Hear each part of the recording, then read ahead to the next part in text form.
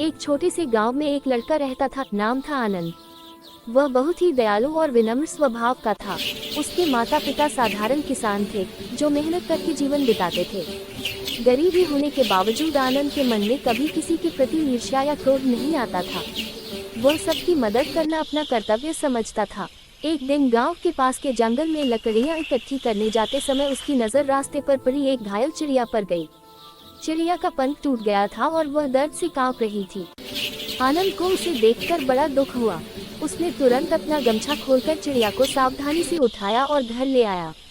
घर पहुंचकर उसने चिड़िया के पंख पर हल्का सा लेप लगाया, उसे मुलायम कपड़े में लपेटा और चावल के कुछ दाने उसके आगे रख दिए। माँ ने देखा तो बोली, बेटा, हम गरीब लोग हैं, हमारे पास अपने लिए भी बहुत कम है। हर किसी की मदद करना आसान नहीं। आनंद ने मुस्कुराकर कहा, माँ, भगवान ने अगर हमें थोड़ा भी दिया है तो वो किसी और के दुख में काम आना चाहिए। दया करने से कभी कोई गरीब नहीं होता। माँ ने बेटे की बात सुनी तो उसके चेहरे पर दर्द की हल्की मुस्कान उभर आई। कुछ दिनों तक आनंद चिड़िया की खूब देखभाल करता रहा। वह रोज स्कूल जाने से पहले और लौटकर सबसे पहले उसकी जोड़ साफ करता और खाना देता। धीरे धीरे चिड़िया की हालत सुधरने लगी। एक सुबह चिड़िया ने अपनी पंख को फुलाए और उड़कर खिड़की पर बैठ गई। आनंद खुशी से उछल पड़ा। चिड़िया ने जैसे आभार व्यक्त करने के लिए मधुर स्वर में चाहत कर कहा, तुम्हारी दया मैं कभी नहीं भूलूंगी। आनंद को आश्चर्य हुआ, लेकिन उसकी खुशी का कोई ठिकाना नहीं था। चिड़िया थोड़ी देर उसके सिर के ऊपर मंडराए और फिर उड़कर आसमान में खो गई। दिन बीतते गए। इसी बीच गांव में एक भयानक समस्या आ गई। गांव की बाईं ओर बहने वाली नदी अचानक सूखने लगी। खेतों को पानी नहीं मिल रहा था, फसलें खराब होने लगी और लोग चिंतित हो गए।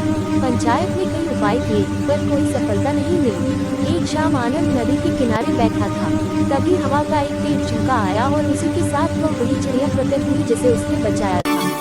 चिड़िया बोल उठी, आनंद, तुम्हारी दया का समय आ गया है। तुम्हें एक बात बतानी है।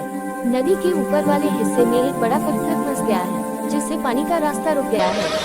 अगर इस पत्थर को हटाया जाए तो नदी फिर बहने लगेगी। चिड़िया की बात सुनकर आनंद तुरंत गांव वापस दौड़ा और लोगों को ये बात बताई।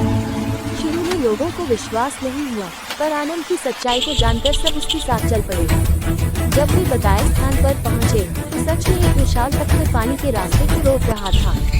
गांव वालों ने मिलकर रस्सियों, कुदालों और लाठियों की मदद से पत्थर को हटाया। कुछ ही मिनटों में धारा फिर तेजी से बहने लगी। लोग खुशी से झूम उठे। गांव में फिर से जीवन लौट आया था।